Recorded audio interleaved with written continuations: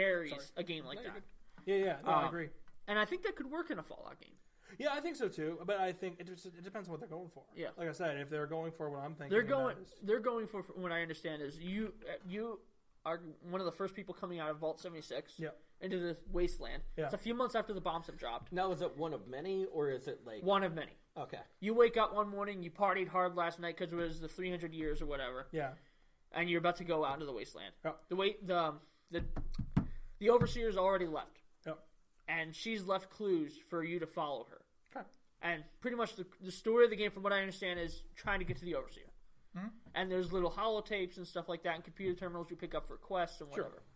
And if you walk into certain areas of the map, certain quests pop up on your screen. Yeah, I mean, if it's a fun game and it's fun to play and the story isn't this isn't a sequel to Fallout. No, this is something new. Yeah, this is something different. It's not like this is Fallout 5. No, so I'm okay with it. If Fallout 5 was like this, I'd be concerned because I'm like, oh, is this the new direction for the series? But this is something different, and it's kind of like playing was it Vault Manager or whatever? Vault Manager. And if it's kind of like playing Vault Manager and going. And then being upset about there being no story, it's like I think it'll be okay. Honestly, for me. So. Well, and I do like the idea of you have what's called your camp now, and you could go around, you could build your base, and wherever you take it, it always comes back up. Right, exactly. I don't know how it works with other players. Like if another player could just come in and destroy your stuff, like while you're logged off, or if your stuff disappears, or if you come back on and suddenly you're on top of someone else.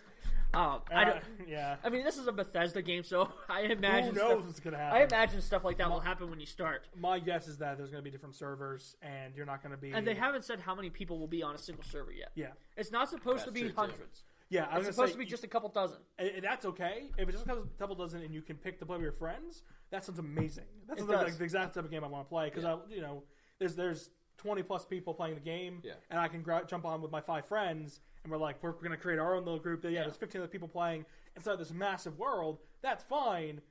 I'm sure we'll see them eventually, but then we create our own little nation, and it's like they find out they have a nation too. What are the limitations to that as well? Like, are you battling super mutants? Are you battling like these massive Honestly, monsters? You don't I'm not super interested in player enemies. If there's also raider NPCs, not for dialogue, but for killing. I don't think there's any raiders. Okay, mutated animals. There are like animals. There's mutants. I know there's. It is cool that they I don't know. I'm not from West Virginia, obviously, but they took some of the West Virginia lore of like certain creatures and mythical creatures, and they made them enemies in the game. So there's a bunch of bread. Like they have a giant sloth monster you fight. They have a giant bat monster. What was my favorite monsters to kill? Like through Fallout 4, the Mirelurks. I hate those things. And there was a giant Mirelurk. The queen. Yeah, I hate those things. The queen Mirelurk. Yeah, she. Man. Those things are... She ripped me up quite a few times. Yeah, those things suck to fight. Yeah. Because they're impossible to kill outside of... I always play as a hand-to-hand combat character. Okay. Yeah. So when you fight a Marlork, you need a shotgun and you need it pointed at their face. Yeah, you do. And if you don't have it, you're not killing it. You're What I hate most was the Mylock killer claws, the lobster ones. Yeah. Those ones are bad. Yeah. And they burrow on the ground at you. There was a group of them if you play the Anchorage. Yeah. Like the spinoff or whatever. Yeah. And you get to this one point where you have to go into the water because you're going for a lockbox that was inside a boat. And you have to go, and as soon as you pick up this lockbox in the thing, there's 4 or 5 of those. That sounds awful. Yeah, it was great. Yeah. So in the spirit of being 100% more on target, on topic this week, do we want to move on to the last subject? Let's move on to our last subject. Let's go. Our last subject today is a little death battle. We've been saving it for you. We changed it at the last moment. Yeah, we did. Because we were thinking Batman versus Captain America. And I'm pretty sure all of us we're going to say Batman. Yeah. Because Batman is a superior fighter. Yeah. Captain America's good. And I think he puts up a fight. Yeah. But I don't think he has the brains to keep up with Batman. And I don't think he has the fighting ability. I was telling Tony, it's not that he would lose outright. It's that he could beat Batman, but Batman is the one who's more likely to win. Yeah. In 1,000 fights, Cap wins 400, Batman wins 600. So Batman is the victor in this. So what we decided on was Batman versus Taskmaster. Which we thought would be a very interesting fight, considering if you don't know, Taskmaster, can copy. He can replicate any fighting style. Yes. That you throw at him. And he not only replicates fighting styles, he replicates every move and then reacts to that to counter move that move as well. Yeah, But here's the problem, and the reason we wanted this was because Batman has mastered every fighting style. Every fighting style. Yes. So how do you find weaknesses with a character who has mastered every single fighting style? And if Taskmaster can copy his abilities, that he no longer has an edge in terms of fighting. True. So that's a matter of who's the better strategist, who is faster and stronger, who has the better equipment, and who Taskmaster who has better armor. I guess. Yeah. Taskmaster usually has a shield and sword. Actually. Yeah, he does. Yes. I think he has an arrow too. Yeah, he has a bow and arrow. I think he has bow and arrow, shield, and sword. So if you put his particular weapons up against Batman's, who has a batarang, grappling hook, smoke bombs, trying to think of what else did we say? This is the old 50s Batman. He's got the bat belt with everything. Yeah, he's got a bat belt with everything the plot calls for. He's got it. I have a stun gun, cattle prod. I have shark repellent. Yeah, shark repellent. I have his abilities from the Marvel wiki page. Okay, this is Taskmaster. Perfect. Yep. And I'm also looking. Why don't you read them off to us so our listeners can be informed? But it's numbered. Okay. But I have no context as to what a good number is and what a bad number is. Oh, good. So, his powers and abilities are: his intelligence is a 4.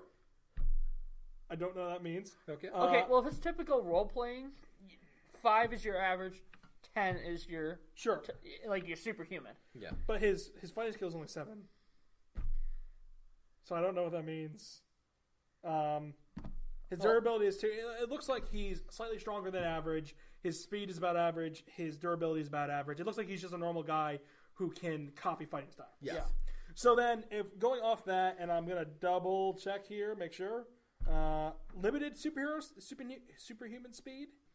He doesn't have any superhuman durability. Yeah. He can, for a little bit, move at superhuman speeds. Okay. But it's not. It's double his normal ability, and Batman is already significantly faster than him. Yes. Because Batman is peak of human perfection, which I think is like 1.5 times what the current average is. Is for not average 1.5 times the current best records are. He's better than that. Yeah. So if someone can run at 20 something miles an hour, he can run 30 something miles an hour. Okay. I think last I checked, the highest weight bench press was like 765, and he can bench 1,000. So he's over 1,000. So he is peak. Like, what if there was a perfect human being? He's it. So I don't think Taskmaster's going to be too much faster than him. He doesn't. He has. Yeah. Honestly. So really, the only advantage Taskmaster has is that he can imitate Batman's fighting styles. Right. And Batman's different fighting styles won't matter. It is, yeah. So that negates Batman's skills as a fighter. But I think Batman's intelligence is higher, and that's why Batman can win. Oh, yeah, absolutely. I think Taskmaster's a fantastic strategist. But at the same time, what do you do against a man whose form is perfect? And that's another thing, too. Taskmaster watches his opponents a lot, more than just goes head on and fight them. So if he doesn't have any time to study them, he's not going to imitate them. So then on top of that, yeah, and we're saying, by the way, our fight takes place on a football field. American football field. They're on the 50. They're on the field goal lines to see each other. They're going to fight. Yeah. So no, like, you know. I call it penalty for roughing the passer. That sounds great. Who's the passer? Penalty flags everywhere. I guess it would be Batman. Wait, a Batman? Yeah, Batman's throwing the penalty flag as a weapon. So I think honestly. And he doesn't have the equipment, so even though he can copy Batman's movements, he doesn't have Batman's equipment. Sure. So he can make this motion all day long, but he has no batarang, so it doesn't matter, you know. Yeah. So there are some things that he can't copy. So on top of that, I think Batman's arsenal is significantly better for a fight like this. I think Taskmaster has a lot of weapons, but Batman has mastered using and defending against all these weapons. Yeah. So it's not going to help him overly much. You know? So this didn't turn out to be as good of a fight as we thought it would. No, but he has his own string of weapons as well. He does have his sword and shield, and he does have a bow and arrow. Right. So, even with average fighting style, or he actually has above average fighting ability. So he's got to be proficient in weapons. Right. I'm sorry. We're always playing footsie. Yeah, I know. Always footsie. Yeah. My girlfriend's watching, so we can't say that. Oh, good. This time. Good. Yeah. I think I mean, I was thinking this before you read off that list. Yeah, anyway. I was still thinking Batman because of the intelligence. Yeah. I think, and it would have been the same with Captain America. I think Captain America has the ability to go toe-to-toe. Right. Yeah. Taskmaster, I think, has the ability to go toe-to-toe. Yeah. But Batman is very, very intelligent. Yeah. I think he's stronger and he's faster.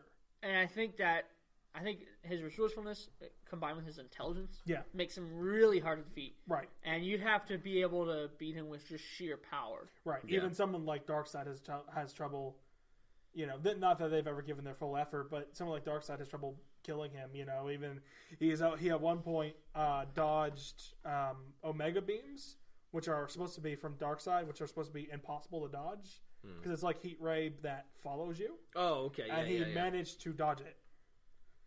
He threw a parademon in between him and it, but he was the only person who ever managed to dodge the Omega beams. So, yeah. So now, I know you weren't planning it for this, but I do want to follow up. Daredevil versus Batman. Daredevil is pretty much Marvel's version of Batman with his radar sense, so he does have some powers. I gotta go. I still have to go with Batman on this. You think he's more intelligent, and you think that's it? I think that's part. I put the thing that plays into it. I think Matt Murdock. I think to equal out on we blind Batman intelligence.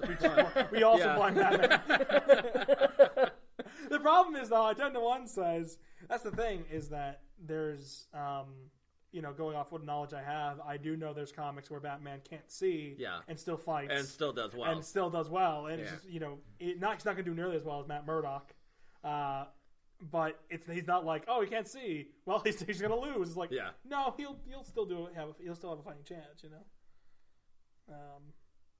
Yeah, I think... Do you think Batman would be harder for Daredevil to detect like the hand ninjas were? Especially... He's trained. He's trained by the League of Assassins and a lot of other things. So I'm sure he is pretty good with hiding his heartbeat, his breath. Yeah, and then also his suit. His suit is designed to hide him from Superman at times, depending on the suit. But a lot of what goes into his suit is designed to make him as stealthy as possible for people who have super enhanced hearing. And there's a lot of situations where you see that just in his normal suit. Now, there are some suits where he's clearly in a specialized stealth suit, and that's keeping him from Superman. But there's a couple comics I read where the Justice League are talking, and they're like, "Where's Batman?" He's up in the rafters. He's been like, "I've been here for 20 minutes or something like that." And it's like none of them realized he was there. And there's other situations where in the comics, you know, they're talking or whatever, and he shows up and he's like, "How didn't I hear you?" And he goes, "The device worked," or whatever. So there are some things designed for him to stay out of sight and out of earshot. Sure. So I do think, and it's just in a normal suit, so I do think there's a good chance, Daredevil won't be able to detect him. I just thought that'd be interesting throwing that out there because Daredevil's pretty much Marvel's equivalent without the gadgets. Yeah. If we're considering the gadgets, then it's Iron Man. And if we're considering the gadgets, it's Moon Knight. Moon Knight? Yeah. But Moon Knight, he's rich in the comics, right? Yeah, he's rich in the comics. Yeah. He's just Batman. I love Moon Knight. Yeah. He's got a utility Egyptian, belt. He's got an Egyptian god living in his head, so he's kind of crazy. Yeah. He talks to himself a lot. He talks to himself. Yeah. I love the character. He's just very odd, so I like that. Yeah. Sounds like it'd be a good discussion for another time. Yeah. Well, they actually had talks of him joining the Netflix universe. That would have been awesome, but then they also that would have been really cool. Kevin Feige mentioned him already, though. They said that they're talking about wanting him in a movie. I heard in a movie. Yeah, I heard about like him in Black Panther, which I thought would be really cool. I would love a movie about that. Yeah. I would absolutely love that. If that was Black Panther 2, I would love that.